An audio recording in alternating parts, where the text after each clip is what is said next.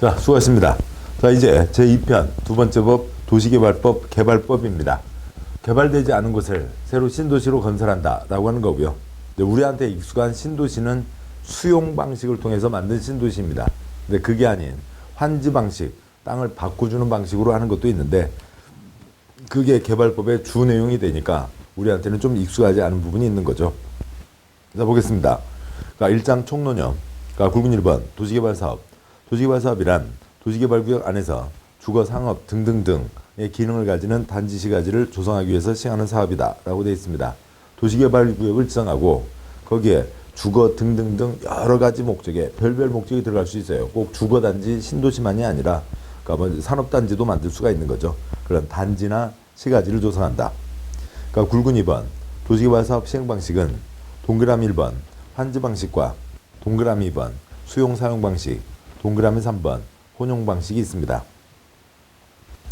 자, 우선 옆쪽에 있는 그림부터 먼저 보고 가시죠. 그 뒤에 있는 그러니까 환지방식의 그 다음 쪽에 있는 환지방식의 비교 서울특별시 설명자료인데 그대로 옮겼습니다.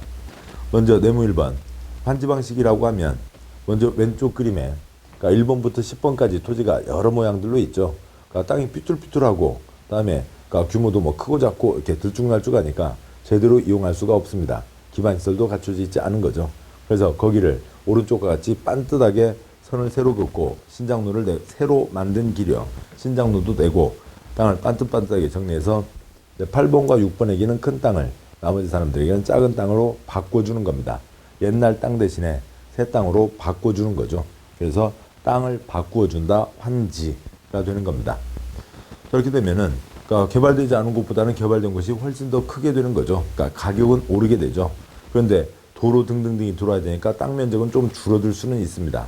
그렇지만 그러니까 땅값은 거의 10배 가까이 뛰게 되니까 땅이 반토막 난다 하더라도 가격이 5배는 넘게 뛰게 되는 거죠. 이게 환지입니다. 이 환지 방식을 토지구획 정리사업, 땅이 삐뚤삐뚤한 모양을 반듯하게 정리한다 라고 했고 그러니까 8688 1기 신도시 전까지는 1986년 올림픽 아시안게임 그 전까지는 이 환지 방식 토지구획 정리사업이 대한민국 시가지 개발의 가장 중심 사업들이었습니다. 네모 2번 혼용 방식을 보면 그러니까 수용과 환지를 섞어서 한다는 건데요. 동그라미 1번 구역 분할과 동그라미 2번 구역 미분할이 있습니다. 동그라미 1번 구역 분할은 그러니까 전체 1번부터 10번 있는 땅 중에 위는 수용구역, 다 돈 주고 뺏는 거죠. 아래는 환지구역, 새 땅으로 바꿔주는 겁니다. 오른쪽을 보면 옛날 1번부터 6번 사람에게는 다 돈 줘서 내보낸 거죠. 7, 8, 90에게는 새 땅을 주는 겁니다. 그런데 선을 그어서 수용구역과 환지구역, 구역을 분할한다 라고 하는 거고 아래에 있는 동그라미 2번 구역 미분할 방식은 선을 긋지는 않는 거죠. 그러니까 전체 땅 중에서 지금 8번 땅은 그 검은 바탕이 좀 줄어들어 있습니다만 그러니까 전체 땅 10개 필지 중에서 시행자가 마음대로 찍어서요. 3, 4, 6, 8 땅에 대해서는 새 땅으로 바꿔주고 나머지 땅은 수용하고 이런 식으로 진행을 하는 겁니다. 수용은 돈 주고 뺏는 거죠. 자, 이런 내용들로 그러니까 큰 그림을 좀 참고해서 보도록 하시고 그다음에 이제 그 앞쪽에 굵은 2번 도시개발사업 시행방식으로 가시죠. 동그라미 1번 환지 방식은 첫 번째 도시개발사업 시행하는 지역의 지가가 인근 다른 지역에 비하여 현저히 높아 수용 방식으로 시행하는 것이 어려운 경우에 환지로 합니다. 수용은 땅을 다 돈 주고 사야죠. 근데 예전 땅값이 비싸다고요. 그러면 다 돈 주고 사들이는데 너무 큰 부담이 됩니다. 땅을 바꾸면 살 필요가 없으니까 그러니까 비용 부담이 줄어들죠. 두 번째 점, 대지로서의 효용 증진과 공공시설 정비를 위해서 토지의 교환 분합, 기타 구획 변경, 지목 형질 변경, 공공시설 설치 변경이 필요한 경우에 한다. 땅을 반듯반듯하게 정리한다 라고 하는 거죠. 그래서 지가가 높은 경우 대지로서의 효용 증진, 공공시설 정비, 지대공 때 환지를 합니다. 받을 수 있는 새 땅의 규모는 줄어든다 하더라도 땅값은 지대공 미사일 솟듯이 오르게 되는 거죠. 지대공 때 환지입니다. 동그라미 2번 수용 상유 방식은 그 대상 전체 땅을 다 사들이는 거예요. 그래서 전체 땅 전체가 그러니까 소유권 하나가 되는 거죠. 판교 신도시 축구장 930개, 930만 제곱미터를 다 돈 주고 사서 하나로 만들어 놓고 크게 조각내서 백화점 땅, 아파트 땅, 상가 땅으로 파는 거죠. 대규모 단지를 만들 때 하는 겁니다. 동그라미 3번. 혼용 방식은 환지와 수용을 섞어서 하는데, 그러니까 분할 혼용 방식, 미분할 혼용 방식으로 할 수 있다. 옆 그림에서 말씀드렸듯이 선을 그어서 할 수도 있고, 선을 긋지 않고 개별 필지마다 찍어서 환지와 수용을 정할 수도 있다라고 하는 거죠. 혼용 방식의 두 번째 점 생략합니다. 다음 이제 굵은 3번. 도시개발 사업 절차를 보시죠. 그 그림은 앞에서도 이미 본 내용입니다. 공익사업, 도시공계획 사업은 계획 3개를 세우고 사업을 하는 거죠. 표의 첫째 줄, 첫 번째 계획으로 위치 결정. 다음에 두 번째, 설계도 결정. 다음 세 번째, 권리 변환, 바꿀 거 있을 때 권리 변환에 대한 계획을 결정하고 계획 2개 또는 3개를 확정하고 그 다음에 사업을 하게 됩니다. 표의 셋째 줄에서요. 개발 사업에 수용 방식도 있고 환지 방식도 있는데 첫 번째 계획, 개발 사업에 대한 계획, 개발 계획으로 위치, 개발 사업을 할 구역, 개발 구역 위치를 결정하는 겁니다. 시대기 원칙, 국토부 장관도 지정할 수가 있죠. 그러면 이제 시행자가 정해지고 시행자가 설계도를 써냅니다. 설계도가 확정되면 설계도대로 사업을 실시해야 된다. 실시계획이라고 부르는 거고요. 수용 때는 돈 주고 뺏으면 되니까 다른 계획 필요 없죠. 환지 때는 옛날 땅 주인에게 새 땅 어디 준다는 환지 계획을 세우고 사업을 하게 됩니다. 근데 환지 계획 인가는 이거는 관청에서 개입할 여지가 많지 않거든요. 개입할 필요가 없습니다. 관장 말단, 시장구수구청장이 인가를 합니다. 굵은 4번. 도시개발 사업 시행자가 될 수 있는 자가 있는데요. 자, 보시죠. 굵은 4번에 우선 제일 왼쪽에 1번이 국가와 지방이고 2, 3, 4가 공기업이고 5번부터 11번이 민간입니다. 공법의 행위 주체는 국가와 그다음에 지방과 그다음에 공기업 그다음에 민간이 있는 거죠. 자, 그런데 이것을 여러 가지로 풀어서 얘기하는 겁니다. 여기도 1번, 여기도 1번. 그다음에 공기업이 국세, 지방세 들어가서 2, 3, 4. 그다음에 5, 6, 7, 8, 9, 9에 2, 10과 11에서 민간 여러 가지를 그냥 풀어서 얘기하고 있는 겁니다. 표에 두 번째 칸형, 국토부 장관이 사업을 할 수도 있고, 지방형, 시도지사가 특별시장, 광역시장, 도지사를 얘기하죠. 그 아래 시장 군수, 구청장이 있는데 시중에서 50만 이상이 대도시시장이고, 공기업, 국세가 많이 들어간 2번 공공기관, 국세가 찌끔 들어간 3번 정부 출연기관, 4번 지방세 들어간 지방공사 등이 있습니다. 5번 땅주인들이 사업을 할 수도 있고요. 토지소유자. 6번 토지소유자가 환지 방식으로 사업을 할 때 조합을 만드는 게 있습니다. 도시개발조합. 7번 지방으로 내려가는 회사. 8번 주택법의 아파트 건설 회사. 그 다음에 9번 건설산업기본법의 건설 회사들. 9의 2번 부동산 개발업자. 10번 부동산 투자 회사. 11번 서로 돈 모아서 만든 회사 등이 사업을 할 수가 있습니다. 세 번째 칸이 이쪽에 초점입니다. 도시개발구역 지정. 개발되지 않은 것을 새로 개발하겠다고요. 땅이 완전히 바뀌는 거죠. 국토의 개발과 보전에 대한 결정. 시댁이죠. 시도지사, 대도시장이 도시개발구역을 지정하는 게 원칙. 국토부 장관도 5가지 경우에는 도시개발구역을 지정할 수 있다. 시군구는 지정할 수가 없습니다. 지정해달라고 요청을 하는 거죠. 행정청 내부에서 결정 신청, 지정 신청, 지정 요청을 하는 겁니다. 관청 바깥에서 관청 쪽에다가 제안을 할 수가 있는 거죠. 공기업이나 민간은 행정청이 아닌 거죠. 관청 바깥에서 관청 쪽에 제안을 할 수가 있습니다. 그래서 지정과 요청과 제안, 이것은 반드시 한 문제 나오는 거니까 꼭 알아두셔야 되고요. 다음에 그 표에 네 번째 칸을 보시면 여기에 선 그으면 국가 지방은 행정청이죠. 공기업과 민간은 행정청이 아닙니다. 다음에 다섯 번째 칸이요. 여기에 선을 그으면 국가 지방 행정청과 공기업까지는 공적 주체이죠. 민간은 공적 주체가 아닌 민간입니다. 그런 구분들이 뒤에도 계속 영향을 미치게 됩니다. 다음 이제 2장이요. 개발계획으로 도시개발구역을 지정한다. 먼저 여기다 사업한다.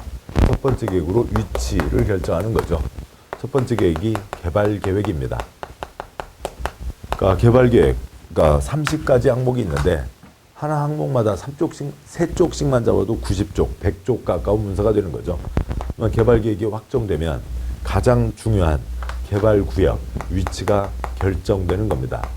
첫 번째 계획으로 위치를 결정하는 거죠. 다음 삐뚤삐뚤하고 A 소유자, B 소유자 등등이 있을 수가 있습니다. 2장 1절 도시개발구역 지정권자. 좀 전에 보셨죠? 저기 써진 앞에 말씀드렸던 그대로요. 그러니까 지정과 요청과 제한이 있습니다. 복잡한 내용일수록 큰 목차를 잡으셔야죠. 그러니까 그 세부적인 숲, 나무 사이로 들어가시기 전에 큰 숲 덩어리를 보셔야 어디 있는지를 알 수가 있다고요. 굵은 1번 지정, 국토부 장관, 시도지사, 대도시장. 1-1번 원칙, 시댁이 지정하는 게 원칙. 1-2번 예외, 국가도 지정할 수 있다. 그러니까 국토부 장관도 지정할 수 있다. 예외인 거죠. 뭐 1, 2, 3, 4는 뻔한 겁니다.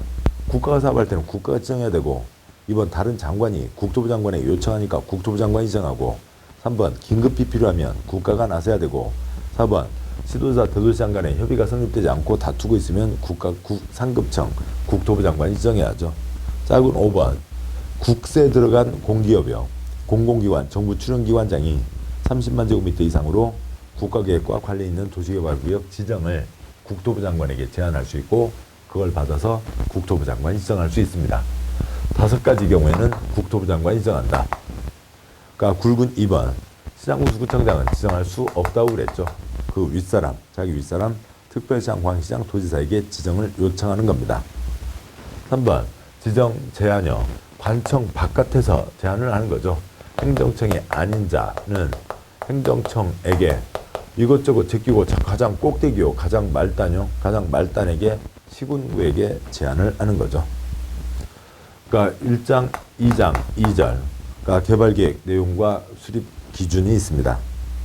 굵은 2번 개발계획의 내용. 먼저 이 개발계획 100쪽 문서, 30가지 항목 100쪽 문서에 가장 중요한 게 개발구역, 위치가 결정되는 거죠. 그래서 이 국토부 장관, 시도지사, 대도시장이 그러니까 누군가가 개발계획을 결정하는 겁니다. 개발계획 결정하는데 그 중에 가장 중요한 게 개발구역이 지정되는 거죠. 그래서 근데 개발구역을 지정하는 사람이 국토부 장관, 시도지사, 대도시장이었죠. 국토부 장관, 시도지사, 대도시시장을 개발법에서는 개발계획 결정권자, 개발구역 지정권자 똑같은 건데, 이 개발계획 30개 항목 중에 위치가 가장 중요하다. 그래서 국토부 장관, 시도지사, 대도시장을 개발구역 지정권자라고 부르고 있습니다. 다음에요. 그러니까 4번과 5번. 어떤 방식으로 한다? 환지 방식으로 한다? 수용 방식으로 한다? 사업의 시행 방식이나 사업을 누가 해봐라? 그러니까 시행자 등도 이 개발계획 항목에서 정해지는 거고요. 계속 이어서 보시죠. 뭐 6번부터 11번. 여기에 어떠한 신도시를 만들겠다. 신도시에 대한 큰 그림도 들어가는 겁니다. 14번.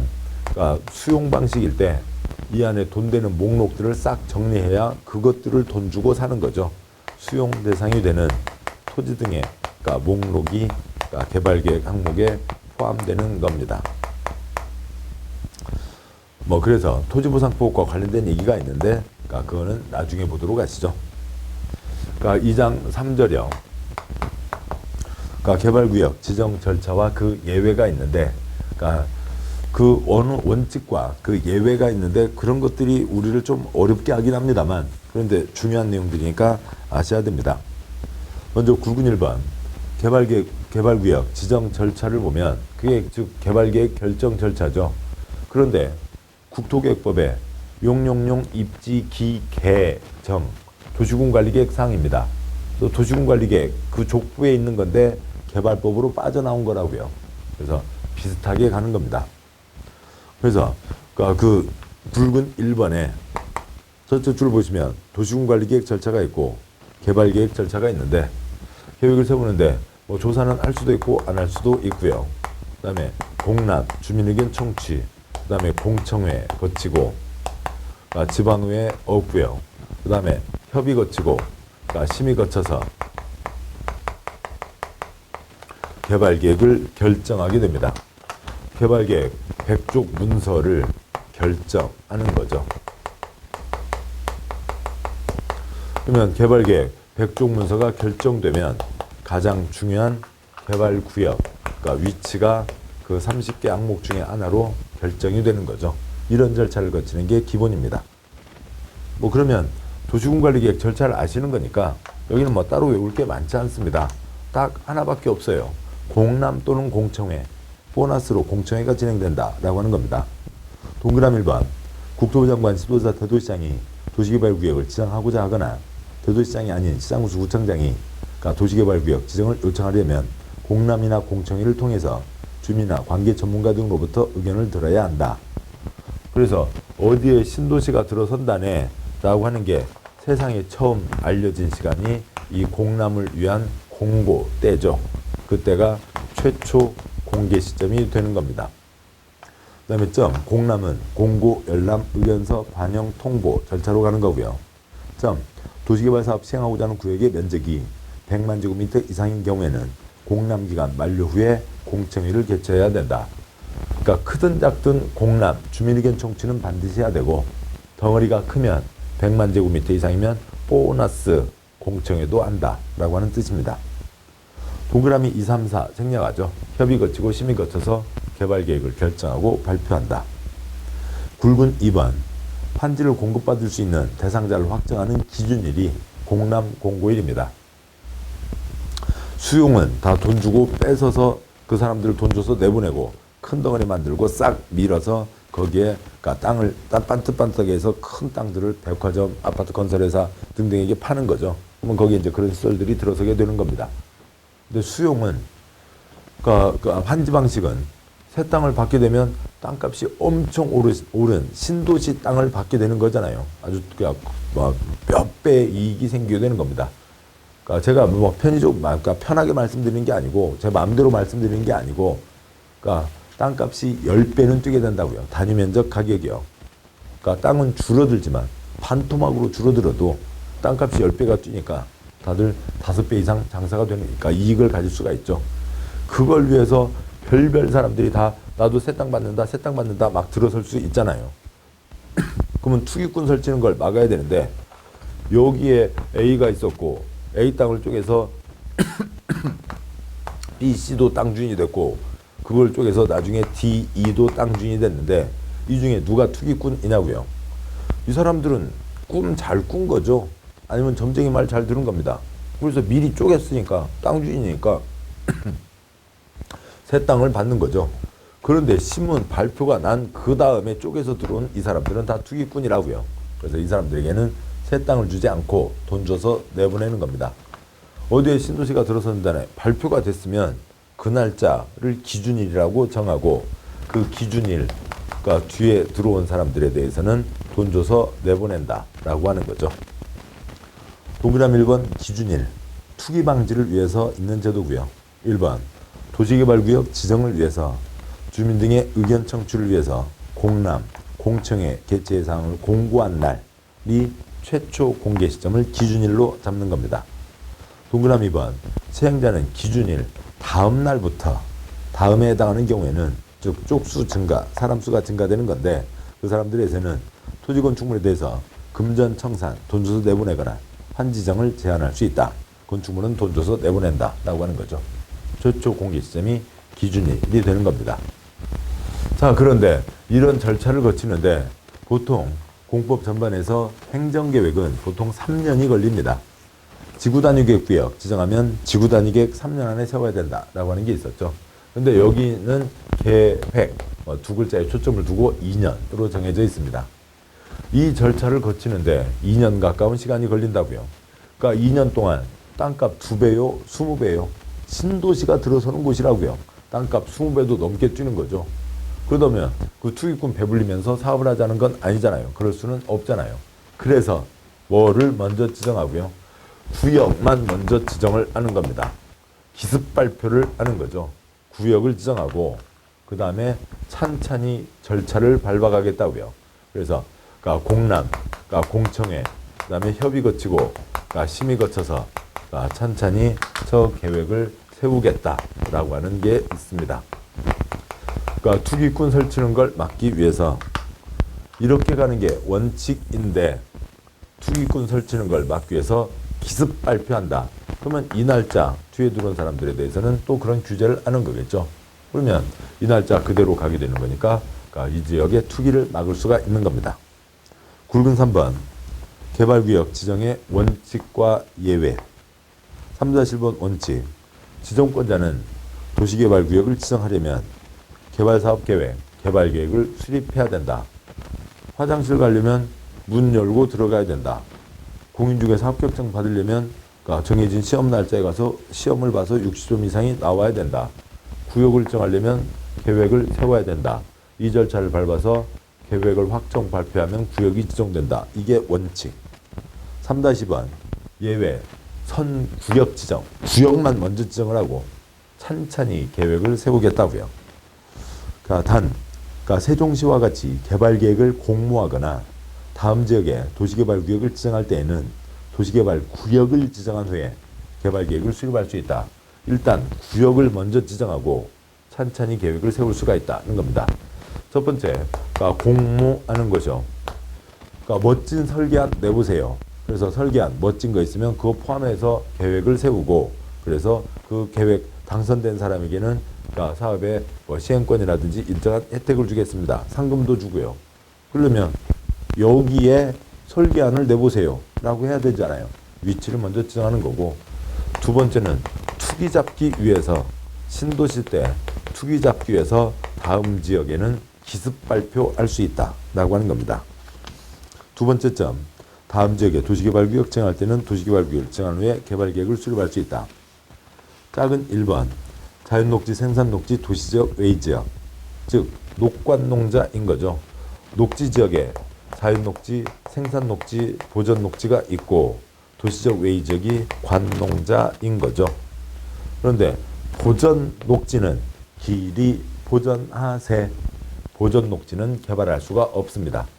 그래서 보전녹지를 뺀 녹관농자와 여기는 다 개발되지 않은 곳이죠. 새로 개발 대상이 되는 신도시를 만드는 곳입니다. 투기 잡기 위해서 기습 발표한다. 두 번째, 해당 도시개발구역에 포함되는 주거지역, 상업지역, 공업지역 면적 합계가 전체 면적의 30% 이하인 지역. 개발되지 않은 곳 새로 신도시를 만들려고 하는데 그 돈 면사무소 있는 땅이요. 시외버스 정류장 서는 곳이요. 거기는 그래도 가게들이 있고 조금 개발돼 있잖아요. 주상공, 찌끔 포함시켜서 기습 발표할 수 있다. 작은 3번 뭐 장관끼리 협의하는 지역 있는데 큰 초점이 아닙니다. 복잡하지만 그 취지를 이해하셔야 됩니다. 계획 신중하게 세운다. 2년 걸린다. 2년 동안 땅값 20배 투기꾼 잡기 위해서 기습 발표를 한다. 왜요? 신도시 때 투기꾼을 잡기 위해서 개발되지 않은 곳을 새로 개발하는 거니까 그 대상 땅은 개발되지 않은 녹관농자가 중심이 되는 거죠. 그러니까 2장 4절에 그러니까 개발구역 규모가 있습니다. 그러니까 4절이요. 그러니까 개발구역 규모.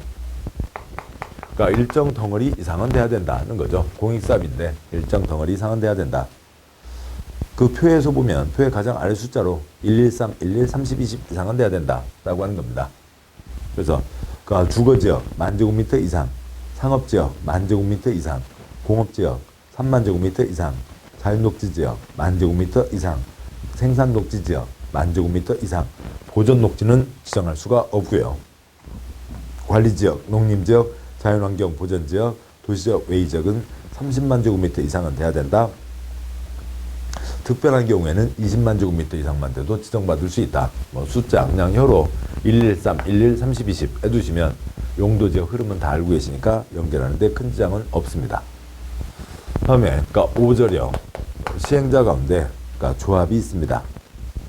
그러니까 환지 때 조합을 만드는데요. 그러니까 조합의 기본 초점은 다음 쪽에 있는 내용인데요. 우선 조합은 공익사업을 위한 조합이니까 강제가입입니다. 그래서 조합은 전부 환지 때에만 조합을 만드는 거예요. 개발 사업이, 환지 사업이 공익 사업이죠.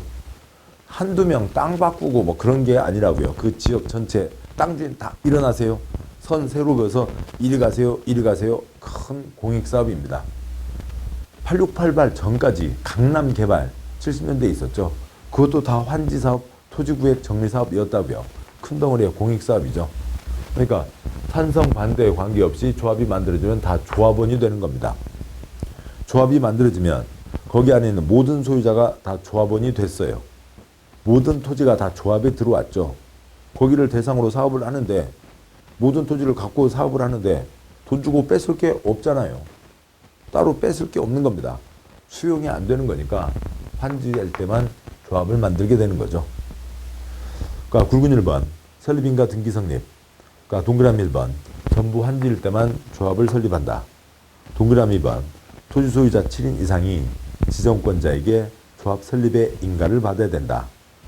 그러니까 동그라미 3번 조합 설립 인가를 신청하려면 해당 도시개발구역 안에 토지 면적의 3분의 2 이상에 해당하는 토지 소유자와 그 구역 안에 토지 소유자 총수의 2분의 1 이상 동의를 받아야 된다.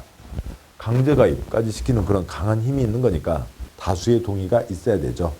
면적 3분의 2 이상, 총수 2분의 1 이상의 동의를 받아야 된다.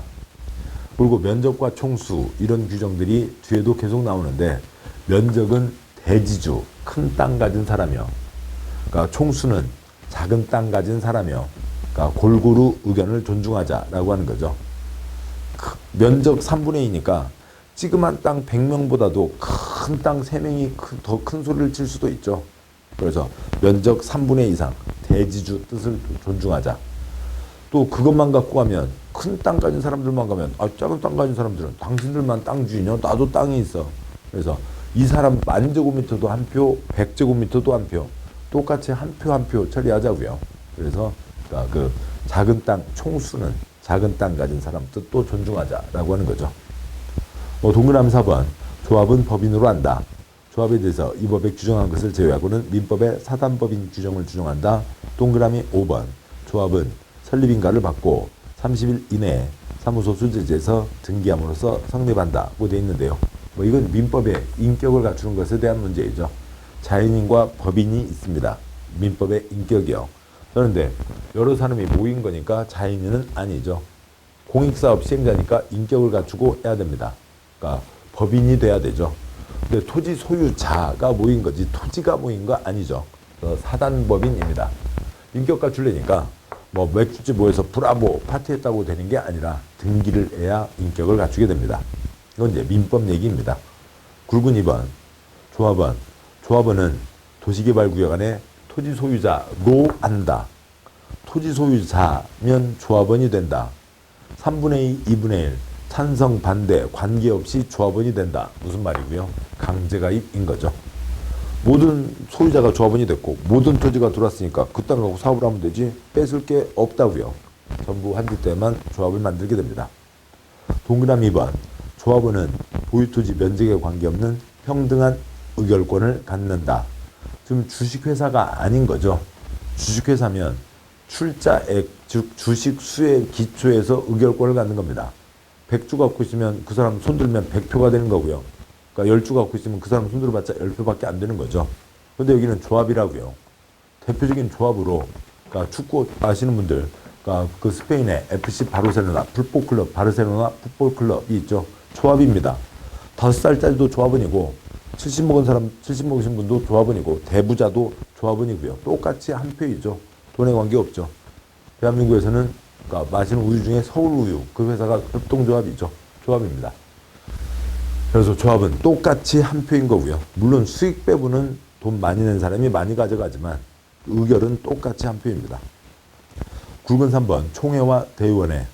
조합이니까 전체 회의 자리가 있어야 되죠. 조합은 총회를 개최하고. 동그라미 2번 조합원 수가 100인 이상이면 다 모일 수가 없잖아요. 힘드니까 대의원회를 둘 수 있다. 대의원회가 있으면 한 30명 뽑아서 거기서 어지간한 거 결정할 수 있죠. 근데 여기는 개발되지 않은 곳을 새로 개발하니까 다 거기에 살고 있는 분들이 대부분입니다. 따라서 대의원회가 없어도 총회로도 진행을 할 수가 있다고요. 그래서 100인 이상이면 대원회를 둘 수도 있고 안 둘 수도 있다는 건데, 참고로 도시정비법은 재개발, 재건축, 건물이 낡아 있는 곳입니다. 거기에 돈 많은 분들이 아파트 5개 가진 사람이 있다고 했을 때 그 안 좋은 아파트에 살고 있으면서 갖고 있지는 않잖아요. 다 좋은 데 살고 있으면서 투자를 해놓은 겁니다. 거기는 소유자들이 거기에 살고 있지 않다고요. 그러니까 대원회가 있어야만 어지간한 거라도 결정할 수 있죠. 그래서 도시정비법에서는 100인 이상이면 대원회를 두어야 한다. 개발법에서는 다 거기 살고 있으니까 그냥 마을회관 빌려서 하면 되죠. 그래서 마을회관에서 하면 되죠. 대원회가 없어도 된다. 굵은 4번. 그러니까 정해진 일들을 집행하기 위해서 집행부 임원을 구성해야죠. 동그라미 1번. 조합에는 조합장과 이사, 감사에 임원을 둔다고 되어 있고, 나머지는 생략하도록 하겠습니다. 다음에요. 자, 이렇게 해서 개발계획에서 이어지는 내용들이 양이 많았죠. 개발계획 7번 보시면 첫 번째 계획으로 위치를 결정하는 거였습니다.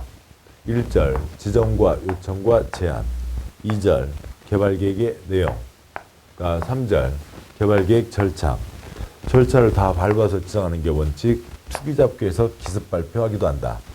4절 규모, 그 다음에 5절 시행자 가운데 조합에 대한 내용이 있었죠. 자, 이런 과정을 거쳐서 이제 조합까지 왔습니다. 근데 꼭 조합만이 아닌 다른 사람들도 개발 사업은 시행할 수가 있는 거죠. 첫 번째 계획이 정해졌습니다. 그러면 이제 정해진 시행자는 아까 보셨듯이 여러 가지가 있었죠. 그 위치는 결정돼 있죠. 거기를 어떤 모양으로 만들겠다. 설계도를 써내는 겁니다. 신장로 내고 땅 반듯반듯하게 어떤 모양으로 하겠다. 설계도가 확정되면 설계도대로 사업을 실시해야 된다. 실시계획이라고 부릅니다. 그러니까 굵은 1번, 동그라미 1번, 시행자가 설계도를 써내는 거고요. 실시계획에는 설계도서 등등이 포함된다. 동그라미 2번, 실시계획은 첫 번째 계획에 어긋나면 안 되죠. 개발계획에 맞게 작성해야 된다. 동그라미 3번, 지정권자가 아닌 시행자는 지정권자에게 실시계획 인가를 받아야 된다. 시행자가 써내서 위치결정 국시대 지정권자, 설계도 결정 국시대 지정권자에게 실시계획 인가를 받는 겁니다. 설계도는 사업마다 다 다르겠죠. 법에서 세부적인 사항 더 정해져 있지 않습니다. 자, 다음에 이제 수용 방식과 환지 방식이 있는데, 환지 방식 하기 전에요. 먼저 수용 방식도 있죠. 첫 번째 계획, 두 번째 계획까지 나왔으면 이제 수용 방식에서는 이제 돈 주고 다 사들이면 되죠. 그렇게 됩니다. 굵은 1번, 토지 등의 수용 사용. 동그라미 1번, 조합을 제외한 시행자는, 조합은 전부 환지 때만 만드는 거니까요. 시행자는 도시개발 사업에 필요한 토지 등을 수용 사용할 수 있다. 동그라미 2번, 민간 시행자는 토지 면적 3분의 2 이상에 해당하는 토지를 소유하고 토지 소유자 총수의 2분의 1 이상에 해당하는 자의 동의를 받아야 된다. 갖고 5번이 나왔는데 그 3분의 2, 2분의 1 숫자 갖고 나온 적 없습니다. 민간 수용 요건. 계속 말씀드립니다만 공법의 행위주체, 국가, 지방, 공기업, 민간이 있는 거죠. 그런데 이렇게 끊으면 행정청과 행정청이 아닌 자, 이렇게 끊으면 공적 주체와 민간입니다. 공적 주체는 애당초 만들어질 때부터 공적 목적으로 만들어진 거니까 따로 요건 갖추지 않아도 수용할 수 있습니다. 수용당하는 개인으로 보면 애고애고 슬픈 일이지만, 그러니까 그 국가 지역 전체를 위해서 꼭 사업이 필요한 공익사업을 하니까 그 정도의 희생은 하시라고요. 근데 민간이 남의 땅을 뺐을 때는 지가 일정한 정도는 갖고 있어야 된다. 민간이 수용하려면 일정한 요건을 갖추고 있어야 된다가 있습니다. 굵은 2번, 공급받은 것과 기준이 있는데, 자, 보도록 하시죠. 수용의 그림은 이제 다음과 같은 상황이 되겠죠. 토지 소유자 여러 명들이 있습니다. 자, 그러면은 거기에 대해서, 그러니까 시행자가 돈을 주고 거기 땅을 다 사들이는 거죠. 그래서 여기 백지 상태의 소유권 한 장으로 만들어 놓는 겁니다. 모든 걸 다 사들여야 되죠. 자, 그리고 나서 거기를 그러니까 그대로 파는 게 아니라 크게 신장로 내고 토지 구획을 새로 할 겁니다. 자, 반듯반듯하게 땅을 만들어서 그러니까 그 땅을 백화점 지을 업체, 또 아니면 아파트 지을 업체, 또 무슨 업체들에게 각각 크게 조각내서 파는 게 수용이죠. 수용 방식이죠. 수용, 돈 주고 사들였습니다. 강제로 취득하는 게 수용이었고요. 만든 것을, 그래서 새 토지를 조성했으면 그 토지를 이들에게 공급을 하는 거죠. 그래서 공급을 할 때 어떻게 한다라고 하는 내용이 있습니다. 뭐 물론 이제 지금 이 기초인문 자료에는 빠져 있는 조성을 하는데 새로만 조성하지 않는 뭐 원형지에 대한 개념도 있고, 그다음에 다 돈 주고 사들여야 되는데 돈이 아니라 딱지, 토지 상환 채권을 주고 사들인다라고 하는 예외들도 있는데 그것들은 예외들이니까 다 격가지 사항들이고요. 공급을 할 때는 동그라미 1번 조성토지의 공급 방법은 1번 경쟁입찰, 2번 추첨, 3번 수의계약이 있습니다. 어느 땅을 판다고요. 어느 땅을 파는데 그 땅을 사면은 그건 뭐요? 신도시 땅을 사면은 처음에 돈은 크게 들어가지만 신도시 한참 동안은 땅값이 계속 오르잖아요. 서로 다들 들어가려고 하죠. 자본주의니까 돈 많이 써낸 사람이 가져가는 겁니다. 경쟁 입찰이 원칙. 근데 경쟁 입찰로만 하면 큰 돈 가진 대규모 회사들만 다 가져가고 중소업체들은 기회가 없잖아요. 그래서 중소기업들에게도 기회를 주자 해서 추첨의 방법도 있고요. 근데 추첨은 어느 5억짜리 땅이 있으면 10분의 1, 5천만 원을 내면 누구라도 5천만 원 똑같이 되는 거죠. 그러면 그 중에서 뽑아서 정하는 거니까요. 중소회사도 기회가 가는 겁니다. 3번은 수의계약, 그냥 1대1 계약이죠. 다른 사람은 신경 쓰지도 말라고요. 둘이 알아서 계약하겠다고요. 저 땅을 그냥 어느 사람이 가서 그냥 바로 시행자하고 둘이 알아서 딴 사람들도 쳐다보지도 못하고 둘이 알아서 계약한다고요. 부정부패, 비리 문제가 전혀 없을 때에만 수의계약으로 할 수가 있는 거죠. 그 다음에 새 땅을 돈 받고 파는 거죠. 그러면 그 가격은 어떻게 할 거냐고요. 공급 가격의 원칙. 1번 원칙은 조성토지 가격, 동그라미 2번 조성토지의 공급 가격. 1번 원칙, 조성토지 가격 평가는 감정가격으로 한다. 당연히 감정가격으로 하는 게 원칙. 동그라미 2번, 좋은 일 하자는 사람에게는 좀 싸게 팔으라고요. 동그라미 2번, 작은 2번 예외. 시행자는 학교, 폐기물 처리 시설 설치하기 위한 조성토지와 이주단지 조성을 위한 토지, 다음 시설을 설치하기 위한 조성토지를 공급하는 경우에는 감정평가 가격 이하로 정할 수 있다. 학교, 물론 이제 일부 못된 재단법인에서는 돈 버는 업체로 학교를 운영하고 있는 경우도 있습니다만, 좋은 일이죠. 폐기물 처리 시설 좋은 일이고, 옛날 여기에 살고 있던 사람들, 이분들, 생활할 수 있는 이주단지 조성 좋은 일이죠. 그리고 기타 아래에 있는 여러 가지 것들은 좀 싸게 팔아줘라 라고 하는 게 있습니다. 수용, 시행자가 다 돈 주고 사들이고 그 다음에 그것을 시가지를 만들어서 단지를 만들어서 공급하는 거죠. 다음 5장에 환지 방식이 있습니다.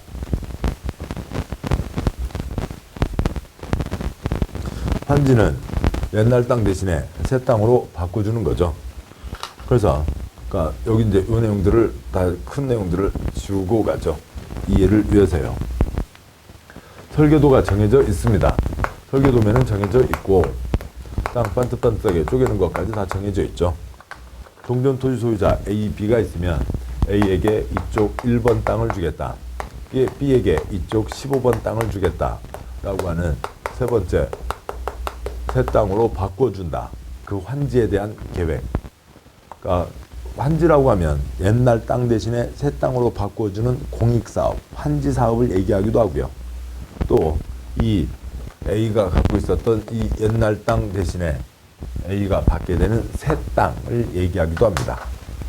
그거에 대한 계획을 세우고 그 다음에 사업에 들어가게 되죠. 먼저 굵은 1번 환지 방식 사업 해설을 보시죠. 여기에 지금 그 굵은 1번 내용은 이 끝에 있습니다만 제가 마음대로 만든 숫자가 아니라 1979년 잠실에서 진행된 토지구획 정리사업입니다. 그 숫자예요. 숫자 그 크기만 조정을 한 겁니다. 8688 뒤에는 8688 1기 신도시는 수용 방식이었지만 그전에는 대부분 다 토지구획 정리사업, 환지사업으로 진행됐다고요. 종전 토지에 개인 땅 80, 공적인 땅 20 있었다고 보죠. 사업을 합니다. 사업을 하는데 여기에 도로 들어서야죠. 그다음에 구청 들어와야죠. 보건소 들어와야죠.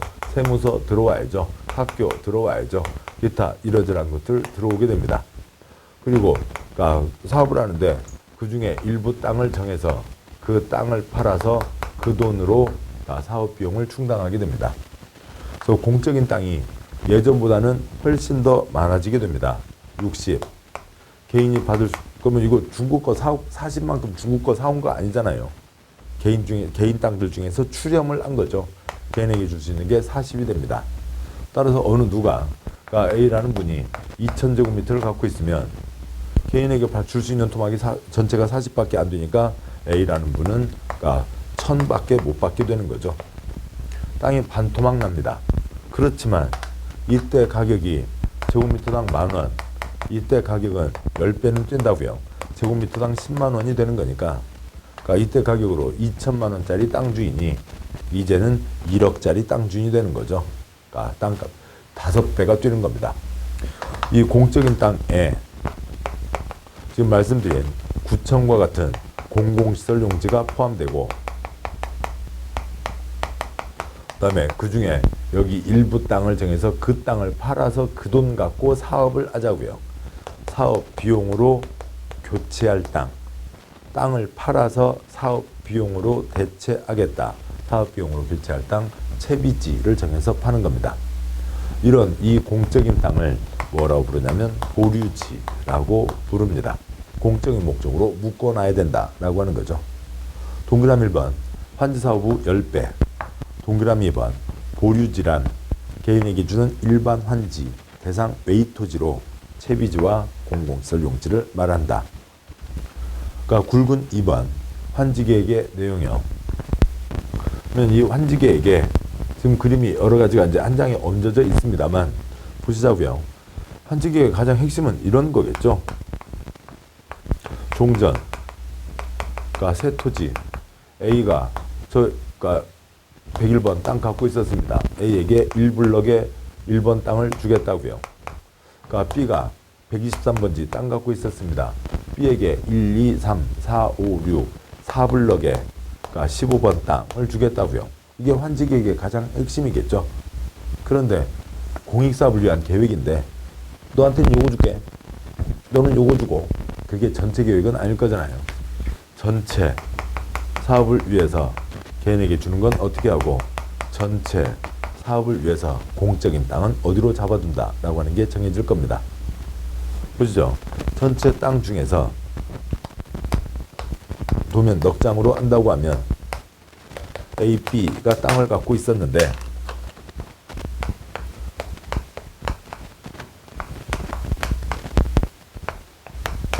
반듯반듯하게 하고요.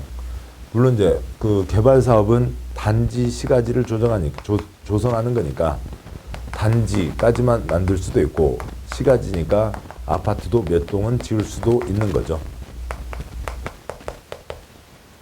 전체 땅 중에서 조합원에게는 이쪽 토지와 건축물을 준다. 그러면 나머지 땅은 공적인 땅으로 한다. 조합원에게 이쪽 토지 건축물을 주는데 그 중에 여기 1번 땅은 A에게 준다. 아파트를 지을 수도 있죠. 그 중에 옛날 토지 소유자 중에 C에게는 아파트를 준다. A, B, C 등은 옛날에 어디 갖고 있었다. 이게 환지계획입니다. 1번, 2번, 3번, 4번. 1번 환지 설계. 환지는 개인에게 주는 땅은 이쪽으로 잡는다.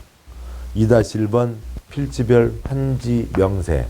1블럭의 1번 땅은 A에게 준다. 명세. 자세히 밝힌 세부 목록. 2-2번 입체환지 계획하는 경우 입체환지 건축물의 명세. 환지 땅 대신에 땅으로 주는 건데 땅 대신에 땅이 아니라 아파트 307호로 뛰어 올라갔다. 입체환지 명세. 작은 3번 청산대상 토지 명세. 결국은 종전토지 명세를 얘기하는 겁니다. 종전에 예전에 어디를 갖고 있었는지. 4번 채비지 보류지 명세. 그게 공공시설 용지였죠. 그러니까 보류지에 그러니까 공공시설 용지와 채비지가 포함되는데 사업 비용을 어떻게 할 건지가 중요하니까 이걸 따로 또 끊어서 얘기한 겁니다. 법이 좀 엉망이죠. 보류지 명세 그러든지 공공시설 명지, 공공시설 명세 그러니까 또는 채비지 명세 그래야 되는데 채비지 또는 보류지 명세. 그래서 종전 토지 소유자에게 어디를 준다. 종전 소유자에게 새 토지 어디를 준다. 그런데 조합원에게는 이쪽을 주고 공적인 땅은 여기로 한다. 이런 것들이 정해지는 게 환지계획입니다. 동그라미 2번 생략하고요. 그러니까 굵은 3번에 환지의 종류. 아까 개인 땅 80에서 개인 땅 40이 되면 반토막 나게 되는 거죠. 그래서 그것을 예를 들어 보는 겁니다. 환지계획을 세울 때 그러니까 토지 비율이 새 토지를 받는 비율, 환지교 비율이 50%라고 하면 1번부터 9번까지 9가지가 있는데요. 1번 어느 누가 2천을 갖고 있습니다. 그러면 1000 주면 기준의 땅 맞아 떨어졌죠. 적응 환지. 2번 어느 사람이 300을 갖고 있습니다. 그러면 150을 줘야 되지만 설계도에서 반듯하게 쪼개놓은 땅이 있는 거죠. 그래서 가장 작은 토막이 200이라고 하면 50 더 얹어줄 수가 있죠. 기준보다 늘어났다 증환지. 3번 어떤 사람이 10,000 가지고 있으면 5천을 줘야 되지만 이 설계도에 가장 큰 토막이 4천이면 그러니까 1,000 적게 4천으로 줄 수도 있다. 기준보다 줄어들었다. 감환지. 4번 그러니까 도로 등 공공시설은 옛날 거보다 반으로 줄어들고 그런 거 아니죠. 개인의 사적 권리를 새 토지에 대한 사적 권리로 옮겨주는 겁니다. 그러니까 공적인 목적의 땅들은 필요한 대로 다 잡는 거죠. 도로 등 공공시설 용지는 50% 저런 걸 적용하지 않습니다. 5번 신청동에 의한 환지부지정. 새 땅을 받아가겠지만 어떤 사람은 돈 줘, 나 나갈 테요. 그럴 수도 있죠. 그래서 신청 동의에 의해서 환지를 안 받겠다는 건 그 사람은 가능하지만 근데 환지가 옛날 땅 대신에 새 땅으로 권리를 옮겨주는 거죠. 그러니까 소유권만 넘기는 게 아니라 기타 권리도 같이 넘어가는 겁니다. 기타 권리, 임차권 등 기타 권리도 보장을 해줘야 된다고요. 근데 이 사람이 안 받고 나가버리면 그러니까 이 땅은 이제 시행자로 넘어가고 다 쫓겨나게 되는 거죠. 이 사람, 그러니까 임차권자가 무슨 소리? 나 이번 공사는 끝내야지. 그럴 수 있어야 된다고요. 임차권자도 보장하자고요. 그래서 임차권자가 있으면 임차권자의 동의가 있을 때에만 이 사람이 돈 받고 나갈 수가 있는 겁니다. 6번요. 과소토지. 아예 작은 땅이면 어느 기준선이 안 되면 새 땅을 줄 수가 없습니다. 어떤 동의도 필요 없이 부지정하는 거고요. 7번. 옛날에 도서관이 있었고 새 도서관이 따로 생겼습니다. 그러면 그러니까 대체되는 공공시설이 생겼으면 그리로 다 넘어가면 되는 거죠. 옛날 도서관 자리에다 따로 반절 받을 리가 없습니다. 8번. 환지는 토지 대신에 새 토지를 받는 거죠. 그러니까 이거는 이제 위에서 다 토지 대신에 토지는 다 끝났잖아요. 그런데 토지 대신에 건물을 받겠다고 한다면 또 아니면 건축물 소유자도 건물을 받겠다고 하려면 또 시행자가 이 사람들에게 아파트 한 채를 주겠다고 하려면 그러면 땅 받을 수 있는 사람은 나 땅 줘. 그러면 땅을 줘야 되는 겁니다. 환지니까. 그러니까 시행자가 땅 말고 아파트 한 채 받아가지. 그러려면 이 사람들이 동의를 해야만 아파트로 줄 수가 있습니다. 토지건축물 소유자 신청을 받아 입체 환지할 수 있다. 그러니까 9번. 옛날에는 빨간 땅 없었죠. 공적 목적으로 빨간 땅이 정해지는 겁니다. 옛날에 없었지만 보류지가 따로 빠져나간다 라고 하는 게 있죠. 이런 여러 가지들이 환지의 종류에 해당합니다. 이런 내역들을 다 정리한 게 환지계획이 되는 거죠. 핵심은 누구누구에게 어디 준다. 그러니까 핵심 사항이 되는 겁니다. 그 아래 동그라미 5번, 6번은 생략하도록 하고요. 굵은 4번이요. 환지계획 인가는 지금 보셨듯이 법에 이런 세부적인 기준들이 다 정해져 있습니다. 관청에서 개입할 게 많지 않다고요. 그래서 여기는 시장군 수구청장에게 도장을 받으면 확정이 됩니다. 다음 5장 2절 환지처분으로 가죠. 계획 3개를 확정하고 그 다음 사업에 들어가는 겁니다. 사업은 설계도대로 사업이 다 끝나겠죠. 공사가 끝났으면 그러면 이제 환지계획이 정해진 대로 넘겨주면 되죠. 공사가 끝났으면 그로부터 60일 안에 환지계획에 정해진 그대로 넘겨주게 됩니다. 환지계획 정해진 그대로 넘겨준다, 처분한다는 것을 환지처분이라고 합니다. 자, 그러면 그림으로 보면 옛날에 여기 101번 땅을 101번 땅 300제곱미터를 A가 갖고 있었습니다. 그러면 A에게 새롭게 정해진 여기 150에다가 50제곱미터를 더 준 이 1번 땅을 A에게 줘야죠. 환지계획이 정해져 있었으니까 그대로 넘겨줘야 됩니다. 이걸 위해서 봄부터 뻐꾸기는 우려댔고 1시간 전부터 저는 계속 떠들어댄 거죠. 옛날 땅 주는 게 새 땅 주는 걸 하는 겁니다. 사업 다 끝났으면 넘겨주라고요. 어떻게 넘겨줘요? A한테 1번 땅을 끈으로 묶어서 끌어다 줘요? 리어카에 싣고 가요? 어떻게 넘겨줄까요? 그냥 발표하면 넘어가는 겁니다. 환지 처분한다고 공고를 하면 그날 밤 12시, 그러니까 다음날 0시에 이미 관청의 도장을 받은 환지계획으로 정해져 있었으니까 발표만 하면 그대로 넘어가게 되는 겁니다. 넘어간다는 건 밤 12시에 자동방으로 A가 1번 땅 주인이 되는 거라고요. 그래서 발표를 하면 땅 소유권이 권리가 넘어간다. 그게 이제 우리 일상 상식과는 다른 거죠. 뭐 동그라미 1번 그러니까 그 5장 환지처분에 굵은 5장 2절 환지처분의 굵은 1번에 동그라미 1번 생략하고요. 동그라미 2번 지정권자의 외의 시행자는 지정권자에게 준공검사를 받은 때, 그러니까 또는 지정권자가 시행자이면 공사하려고 공고를 한 때에는 60일 내에 환지처분을 해야 한다. 환지처분을 해야 된다. 새 땅 넘겨줘야 된다. 어떻게 해요? 동그라미 3번 시행자는 환지처분을 하려면 새 땅을 넘겨주려면 환지계획에 정한 사항을 토지 소유자에게 알리고 이미 알고 있던 거 다시 한번 확인하고 그 다음에 사업의 명칭, 환지처분 등을 공고한다. 공고하면 그날 밤 12시에 넘어가는 겁니다. 굵은 2번 환지처분 효과 첫 번째 환지교구 새 땅을 주는 거죠. 그걸로만 끝나면 안 되네요. 요 50에 대한 돈, 그러니까 50에 대한 땅을 50을 더 줬으니까 원래는 150 줘야 되는데 50을 더 줬으니까 50에 대한 돈을 조합해서 받아내야죠. 깨끗하게 계산 끝내는 돈, 청산금이 밤 12시에 확정되는 겁니다. 굵은 2번에 동그라미 1번 환지계획에서 정해진 환지는 환지처분 공고된 날의 다음 날부터 다음날 0시부터 즉 공고된 날 밤 12시부터 종전의 토지로 본다. 본다. 뭘 본다고요? 간주한다. 똑같다는 거죠. 모양도 바꾸고 번호도 바뀌었습니다만 권리관계가 똑같다. 공고한 날 밤 12시에 종전 토지에 있던 소유권 기타 권리가 새 토지로 옮겨온다. 그 얘기입니다. 그걸 이해하시면 됐고 동그라미 2, 3, 4, 5, 6은 그것에 파생되는 기타 세부 사항이니까 지금 초점에서는 빼도록 하죠. 다음 쪽에 다음 내용에 굵은 3번 환지처분의 효과 두 번째 청산금이 확정되는 거죠. 동그라미 1번과 동그라미 2번 생략하고요.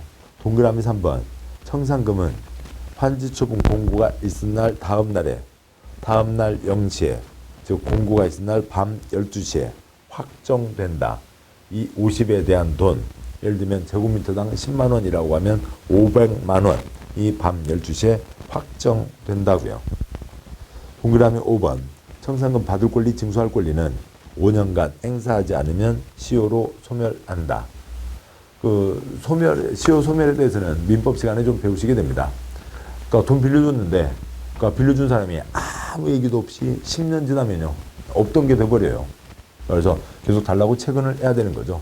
민법의 채권 소멸 시효는 10년인데, 이런 공법, 행정법의 채권 소멸 시효는 5년입니다.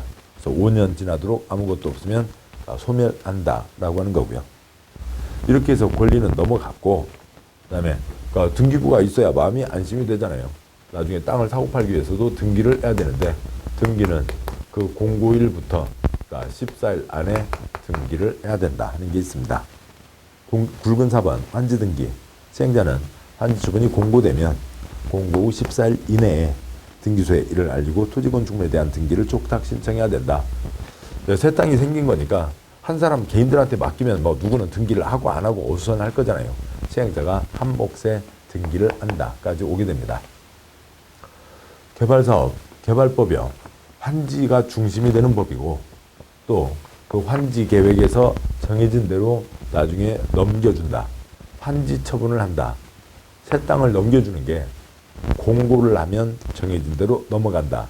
그날 밤 12시 다음날 0시 그 한 시점에 정해진 대로 새 권리관계가 시작된다 라고 하는 것들이 그러니까 그동안 우리 일상생활에서는 익숙하지 않은 거였고 이런 개념들에 새로 접근을 해 가셔야 되는 거죠. 네, 고생들 많으셨고 이상들이 개발법의 주 내용이었습니다. 자, 고생하셨고 잠깐 쉬고 그다음에 이제 도시정비법을 보도록 하시죠. 수고하셨습니다.